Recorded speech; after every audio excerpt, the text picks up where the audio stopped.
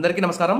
Private ఉద్యోగులు, కార్మికులకు సంబంధించినటువంటి ఒక కీలక అప్డేట్ అయితే రావడం జరిగింది. దానికి సంబంధించి మరి కేంద్ర, రాష్ట్ర ప్రభుత్వాలు ఉద్యోగుల, కార్మికుల శ్రామికులకు సంబంధించి కనీస వేతనాల గురించి కలలోనైనా ఆలోచించరో కానీ ఇక్కడ ప్రైవేట్ జాబ్‌లో కొత్త సిస్టమ్ అంటూ ఏపీ ప్రభుత్వం అయితే క్యాబినెట్‌లో అయితే నిర్ణయం తీసుకోవడం జరిగింది.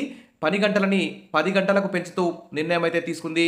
గతంలో 8 గంటల పనిని ఇప్పుడు 10 గంటలకు పొడిగించడం జరిగింది. ఇది మాత్రం అన్యాయం.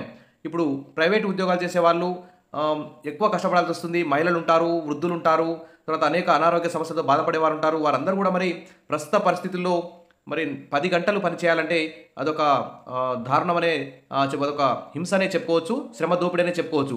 ఇలా కార్పొరేట్ బడా కంపెనీలకు సహాయం చేయాలని చూస్తూ ప్రభుత్వాలైతే ఎక్కువ పెట్టుబడులను ఆకర్షించాలనే ఉద్దేశంతో ఈ పని గంటలు పెంచుతున్నామని చెప్పి ఏపీ ప్రభుత్వం అయితే చెప్తోంది. ఇలా పని గంటలు పెంచే ముందు కనీస వేతనాలు 26,000 అమలు చేస్తే బాగుండేది. ఆ దిశగా కేంద్ర రాష్ట్ర ప్రభుత్వాలు జాతీయ కనీస వేతన చట్టాన్ని కూడా తీసుకొచ్చి కనీస వేతనం 26,000 నిర్ణయించి పని గంటలు 8 గంటలు ఉంటే 9 గంటలు చేస్తే బాగుండేది. ఇప్పుడు 10 గంటలకు పెంచారు. ఇది చాలా దుర్మార్గమైన చర్య అని చెప్పి ప్రైవేట్ జాబ్ చేసే ఉద్యోగులందరూ కూడా ఇక్కడ ప్రభుత్వం మీద దుమ్మెత్తిపోస్తున్నారు. 8 కాదు 10 గంటల పని.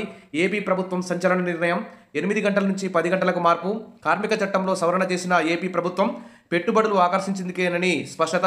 ఈజ్ ఆఫ్ డూయింగ్ బిజినెస్ కోసమేనట స్పష్టం చేసిన మంత్రి పార్థసారథి. పని గంటలు పెంచుతూ ఉత్తర్వులు జారీ. ఇందుకు వీరందరూ ఏసీ రూముల్లో కూర్చుంటారు. కష్టపడి పనిచేసే వారికి కష్టం విలువ తెలుస్తుంది.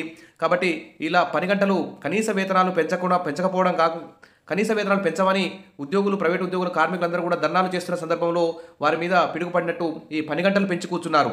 అసలు ప్రైవేటు ఉద్యోగులు అని చిన్న కాంట్రాక్ట్ అవుట్సోర్సింగ్ ఉద్యోగులందరూ కూడా కనీస వేతనాలు పెంచమని ధర్నాలు, సమ్మెలు చేస్తున్న సందర్భంలో కనీస వేతనాలు పెంచకుండా పని గంటలు పెంచడం ఇది మాత్రం అన్యాయమని ప్రైవేట్ రంగంలో పనిచేసే ఉద్యోగులందరూ కూడా ఇది శ్రమ దోపిడీ అని చెప్పుకోవచ్చు. ఈ కొత్త సిస్టమ్ తీసుకురావడానికి చంద్రబాబు నాయుడు గారు అయితే చాలా కీలక పాత్ర పోషించారు. ఇప్పటికే కేరళ, అస్సాం, తమిళనాడు, బెంగాల్ రాష్ట్రాల్లోనూ ఇదే విధానం అమల్లో ఉంది. ఉద్యోగుల కోసం కార్మిక చట్టాల్లో మార్పులు చేపట్టింది. సవరించిన ఆంధ్రప్రదేశ్ ఫ్యాక్టరీల చట్టం ప్రకారం ఇప్పటివరకు 8 గంటలు పనిచేసిన ఉద్యోగులు ఇప్పుడు రోజుకు 10 గంటలు పనిచేయాల్సి వస్తుంది.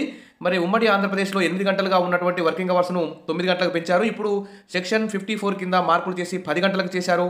దీంతో పాటు మొదటి 5 గంటల తర్వాత విరామం తీసుకునేవారు. ఇప్పుడు దీన్ని 6 గంటలు పనిచేసిన తర్వాత 1 గంట సేపు విరామం తీసుకునే విధంగా ఈ చట్టాన్ని అయితే మార్చడం జరిగింది. ఓవర్ టైం గరిష్ట పరిమితిలో కూడా మార్పు చేశారు. ఓవర్ టైం గరిష్ట పరిమితిలో మొదట ఇది 75 గంటలు ఉండగా ఇప్పుడు 144 గంటలకు పెంచారు. ఇది అసెంబ్లీలో కూర్చొని పెంచడం, పేపర్ల మీద రాయడం ఈజీగా చేయొచ్చు. కానీ అక్కడ వర్క్ చేసేటప్పుడు ఎంత కష్టమో ఆ వర్క్ చేసేవారికే తెలుస్తుంది. ప్రభుత్వం ఇలా 10 గంటలు పెంచడం మాత్రం అన్యాయం. కార్మికులు, ప్రైవేట్ రంగంలో పనిచేసే ఉద్యోగులు అందరూ కూడా కనీస వేతనాలు పెంచమని డిమాండ్ చేస్తున్న సందర్భంలో ఇలా 10 గంటలు పెంచడం చాలా అన్యాయం.